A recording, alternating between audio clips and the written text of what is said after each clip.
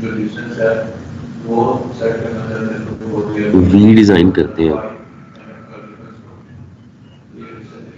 इस तरह करके आपने रेक्टेंगल ले लेना है एक, ठीक है। और फिर हम इसके जो कॉर्नर्स हैं उसको हम राउंड कर देंगे।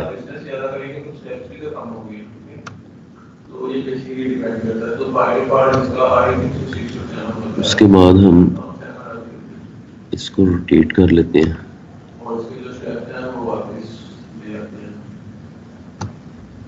और इसकी एक कॉपी जनरेट कर लेते हैं। उसके बाद स्टूडेंट्स आपने क्या करना है कि इसको ज्वाइन करना है इसके साथ, जो दूसरी बार है उसके साथ। इस तरह करके आप इसको ज्वाइन कर दें और उसके बाद हम इसको फ्लिप कर लेते हैं इस तरह।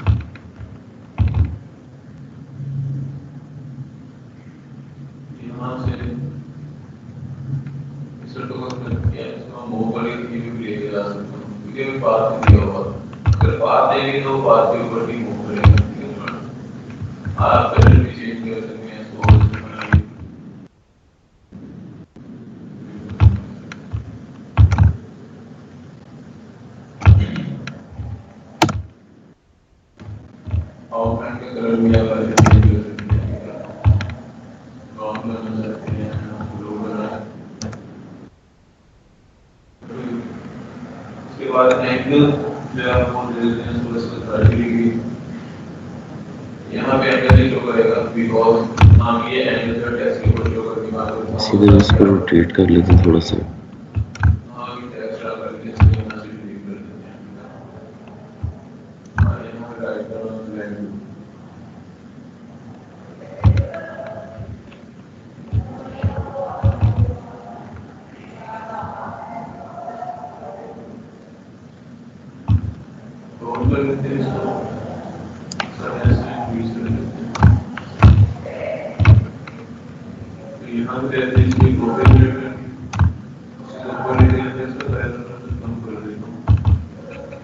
इसके जो दूसरे वाला कॉर्नर राइट वाला उसको हम राउंड करते हैं।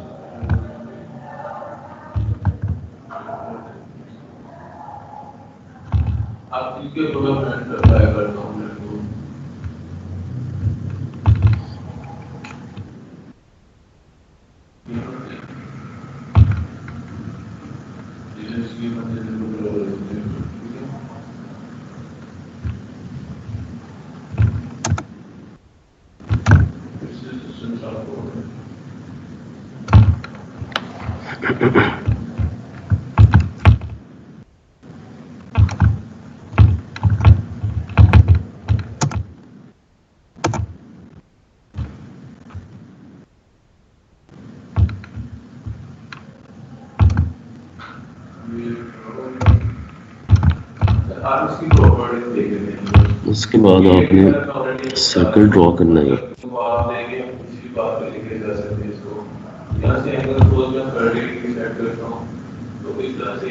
इस तरह करके एक सर्कल ड्रॉ कर लें। उसको हम इस तरह ये जहाँ लाइन के साथ अलाइन किया उसके ओवरलैप किया, इसी तरह यहाँ दूसरी साइड पे भी ऐसे कर देंगे।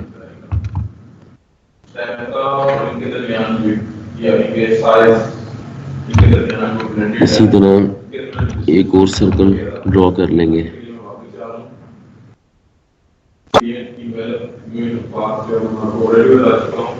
अब इसके आते हैं डायरेक्ट प्लान, उसके बाद कह रहे हैं क्लॉकवाइज प्लान, जैसे हमने क्लॉकवाइज इन्वेलर किया था या वो हमने देखा था काउंटर क्लॉकवाइज।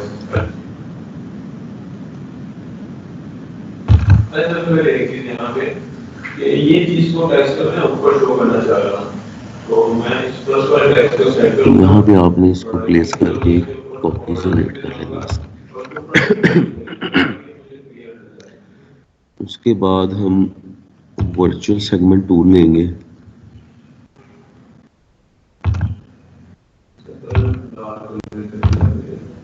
और इसको डिलीट कर देंगे, इसके जो सेगमेंट जो कि रिक्वायर्ड नहीं है। और यहाँ से आप क्लॉकवाइज ब्लेंड है, मैं आपको पता सीधे करके देगा काउंटर क्लॉकवाइज ब्लेंड है, इस तरह से गलत अप्लाई करके देगा। उसके बाद ऑब्जेक्ट और कलर एक्सप्रेशन को कंट्रोल आप कर सकते हैं, तो वही चीज इसको कम ज़्यादा करेंगे तो आप इस तरह से ब्लेंडेड एक तो जो एक्सप्रेशन है, मतलब जो आपके ब्लेंड का डिस्टेंस है उसमें कम ज़्यादा करके आपको डिफरेंट शेप्स जो है क्रिएट करके देगा। फिर कलर शेप को मैंने सोच लिया है, तो एक साधारण का मिश्रण रहते हैं, साथ भी कर सकते हैं। और अगर इस ब्लॉक को ओपन करते हैं तो फिर क्या यूज कर सकते हैं, इसमें ऑब्जेक्ट के ब्लेंडेड की शेप चेंज करेगा और तो इसको ये ठीक करके कलर चेंज करके इस तरह से आप करेंगे। फर्स्ट फ्रंट से आपने सिंपल कलर्स अप्लाई कर देने इस पे। और ये वाली जो चीज मैंने जो करनी है ये मैं यहाँ से मैं आपको बता, ठीक है, तो इसको सेलेक्ट करते हैं यहाँ से, तो यहाँ से मैं दोबारा से ब्लेंड को लेता हूँ ताकि ये मुझे यहाँ से भी स्टैंडर्ड से पकड़ के भी ऊपर लेके जा सकते हैं, ठीक है ना। तो इस तरह से शो करेंगे। ये आपको काफी उसी तरह स्मार्ट फिल टूल इस्तेमाल करेंगे कलर्स अप्लाई करने के लिए।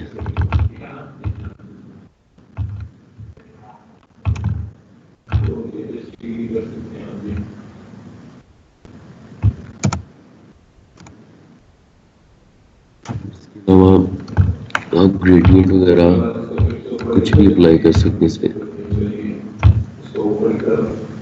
करना चाहते हैं ये आपको डिफरेंट व्यू देगा। ये बेसिकली मैंने आपको प्रॉपर्टी वाचन करके दिया है, यहाँ से मैंने देखा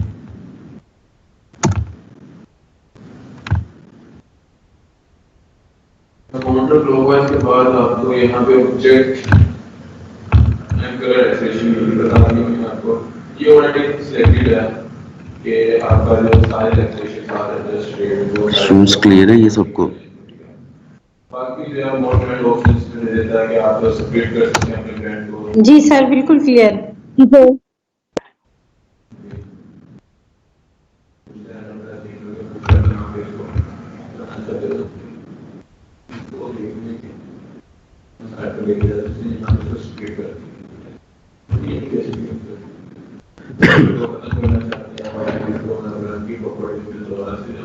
अच्छा, इसी तरह एक और अल्फाबेट डिजाइन कर लेते हैं।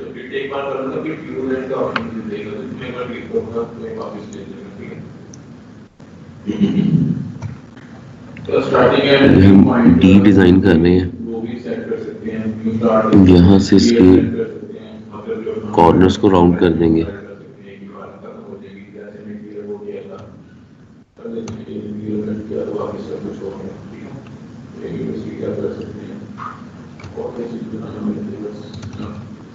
मैंने आपको बता दी तो आप उसकी समझ आ गई होगी। और क्या करना था, बस ये चीजें आपको बतानी थी। उसके बाद हमारी हुई है इतिहास। तो उसके बाद स्टूडेंट्स आपने रेक्टेंगल ड्रॉ कर लेना यहाँ पे, हमारे तकरीबन सारे हो चुके हैं। उसको फिर अलाइन कर देंगे इस ऑब्जेक्ट के मुताबिक। उसके लिए हम दोनों ऑब्जेक्ट्स को सिलेक्ट करके जैसे कि ट्रिम करते थे हम या वेल्ड करते थे, और आपने सी प्रेस करना है। फिर ये जो इनर रेक्टेंगल है इसको एंगल दे देते हैं।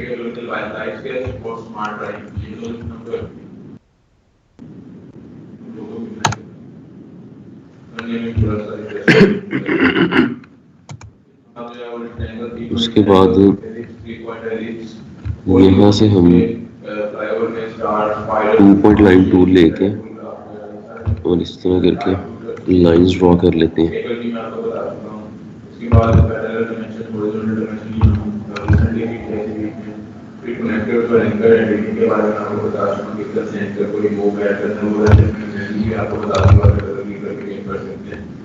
प्रॉपर्टी बाद में भी आप कर सकते हैं।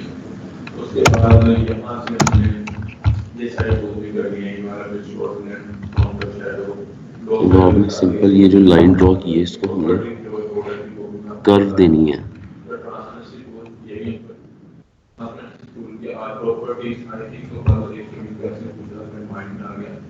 तो इसकी प्रॉपर्टीज जो है वो आप जैसे सेलेक्ट करेंगे तो इसी से रिलेटेड प्रॉपर्टी बात हो जाएगी। ये बेसिकली इसके व्यूज हैं सारे। ये मल्टीप्लेक्स बेसिकली नॉर्मल मोड होता है, ये मल्टीप्लेक्स मोड आप यूज कर रहे होते हैं।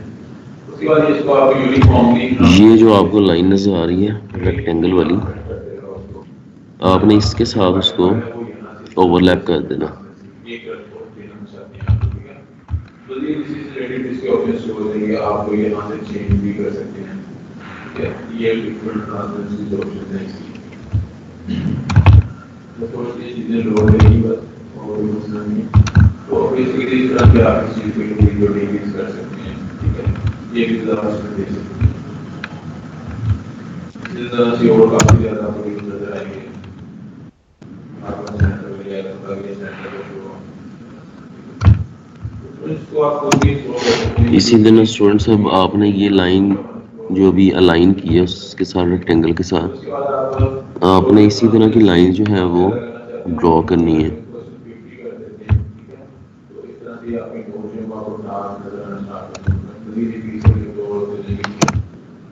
अच्छा, तो उसके लिए हम क्या करते हैं, जो इजी वे है वो ये है कि इसकी हम एक कॉपी जनरेट कर लेते हैं, उसको फिर हम फ्लिप कर लेंगे।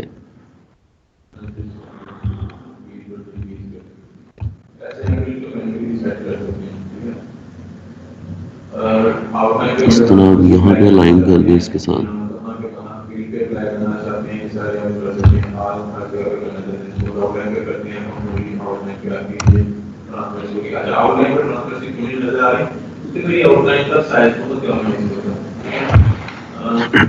वापस लेके जाता हूँ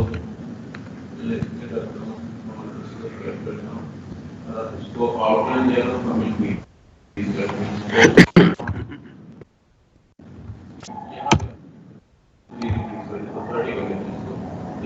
अब आपको ये ट्रांसपेरेंसी नजर आ रही है, कोई आउटलाइन का नाम हमने अप्लाई किया, ठीक है ना।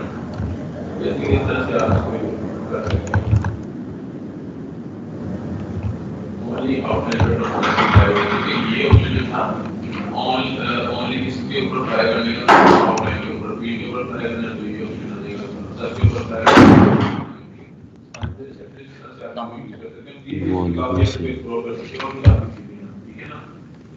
सर क्लास ले वहीं प्रेजेंट लगा देना सर।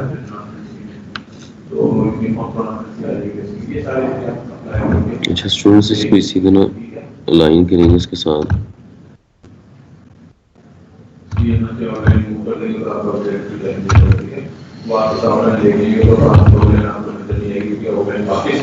जब लेके आते हैं एक बार रिमूव करके उसका साइज बाय डिफॉल्ट होता है वो याद एक और कॉपी जनरेट कर लेंगे इसकी, उसको भी फ्लिप कर देंगे।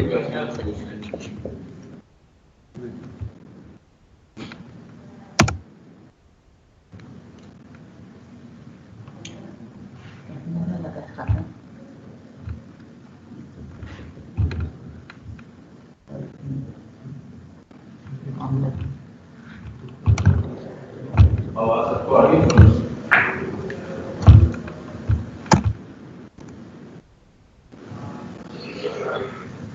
हाँ, ये तो उसकी क्वेश्चन है, इतनी मसाले ना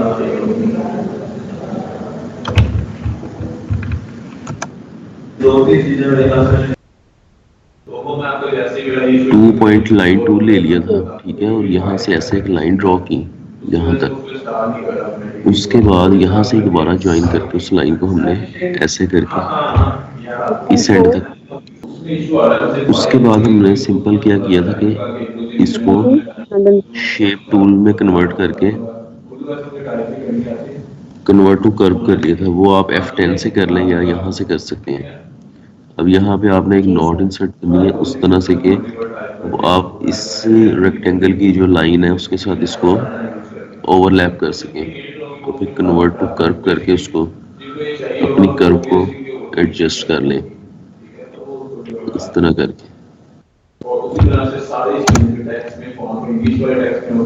फिर हमने क्या किया था कि उसी लाइन की अपनी जो एक बार हमने एडजस्ट कर ली थी उसकी हमने कॉपीज जनरेट कर ली थी। कॉपीज जनरेट करने के बाद हमने किया कि उनको फ्लिप करते गए, या मिरर जिसको कहते हैं यहाँ,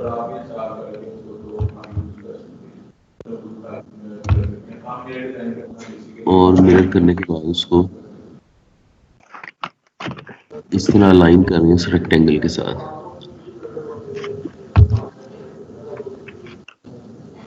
इसको हम सेंटर पॉइंट चेंज करके इसको थोड़ा सा रोटेट करके एडजस्ट करने की कोशिश करते हैं।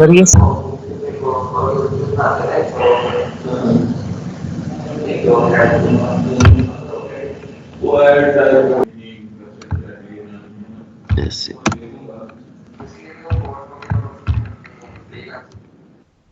अब उसी तरह आपने सिंपल इस पे कलर्स अप्लाई करने हैं, ठीक है। और यहाँ से आपने इसकी जो ये जो एक्स्ट्रा जो लाइंस आपको नज़र आ रही हैं इसको आप कट कर सकते हैं वर्चुअल सेगमेंट टूल की मदद से करते हैं, या किसी और तरह अगर करना चाहते हैं तो उस तरह कर। क्लियर है ये सबको?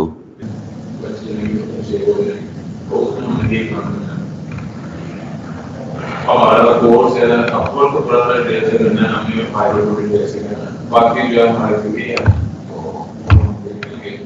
वो फाइल भी प्रोफाइल जैसे भी करते हैं।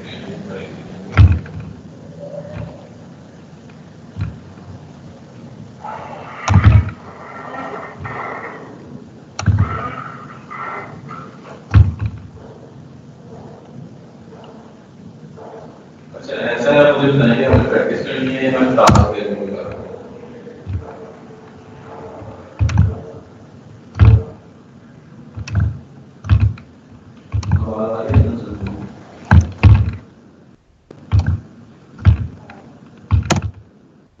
टास्क देना और प्रैक्टिस करनी है। तो जो एक स्टूडेंट ने सेंड किया था, कल वो यूएसपी वाला जो लोगों ने सेंड किया था, बाकी स्टूडेंट ने नहीं किया।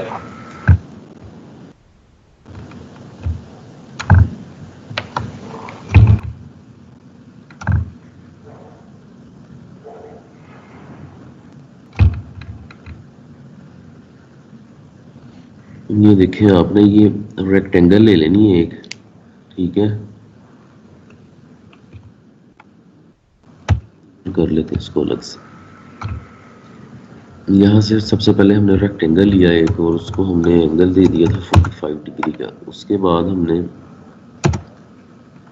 डी जो लेटर है उसमें सेगमेंट्स बनाने के लिए यहाँ से हमने 2 पॉइंट लाइन का इस्तेमाल किया। ये इसके सेंटर पॉइंट के करीब से एक लाइन इस तरह करके ड्रॉ की और सेम लाइन को दोबारा से ज्वाइन करके हम इस तरह करके जो हमारा आउटर रेक्टेंगल था जिसमें हम डी ड्रॉ कर रहे थे उससे बाहर भी चली जाए अगर ये लाइन तो कोई मसला नहीं, आपने बाद में उसको ट्रिम कर लेना है। फिर हमने ये किया था कि इसको हमने शेप टूल में कन्वर्ट किया और फिर यहाँ पे एक नॉड इंसर्ट कर लिया था और सिंपल उसको टू कर्व कर दिया था। और ये जो आपको लाइन नजर आ रही है रेक्टेंगल की, इस लाइन के साथ हमने उसको ज्वाइन कर दिया था।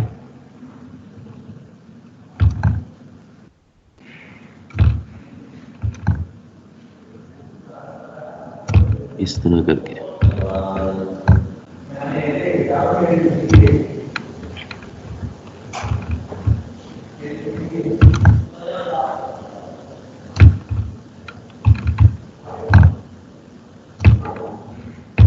उसके बाद आपने सिंपल इसको सेट करना है लाइन को, अपनी कर्व को।